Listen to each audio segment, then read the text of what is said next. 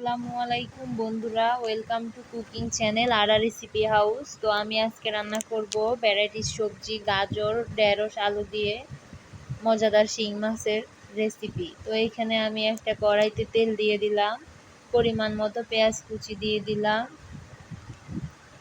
এরপরে এখানে আমি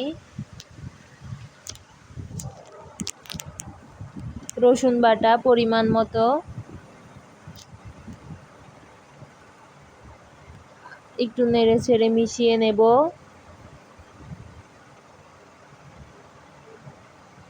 এই তো স্বাদ মতো লবণ,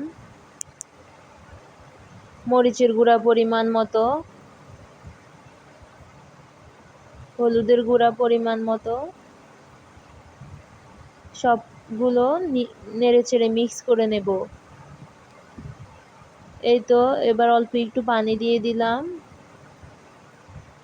উপকরণগুলো কষিয়ে নেওয়ার জন্য।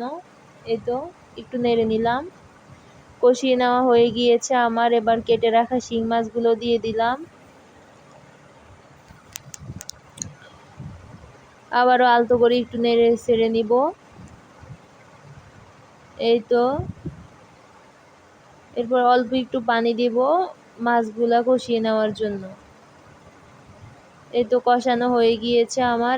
এবার এখানে কেটে রাখা গাজর, আলু, ঢেঁড়স দিয়ে দিলাম, একটু উল্টে পাল্টে নেব, সবগুলো মিক্স করে নেব। এই তো আবার অল্প একটু সেম প্রসেসে পানি দিয়ে দিলাম, এগুলো দিয়ে সবজিটা একটু কষিয়ে নিলাম। তো সবজি সেদ্ধ হয়ে গিয়েছে, আর পানি লাগবে না, এই পানিতেই আমার রান্না হয়ে যাবে। এই তো উপর দিয়ে কয়েক টুকরো টমেটো দিয়ে দিলাম, আপনারাও চাইলে দিতে পারেন, টক টক লাগবে, ওইটা খুব মজা, এই জন্য আমি টমেটোটা অ্যাড করলাম। এই তো আমার রান্নাটা হয়ে গিয়েছে, এবার ধনেপাতা দিয়ে উঠিয়ে নেব। ধনেপাতা দিয়ে দিলাম, নেড়ে চেড়ে নিলাম একটু। তো এভাবে আপনারাও রান্না করে দেখবেন। আল্লাহ।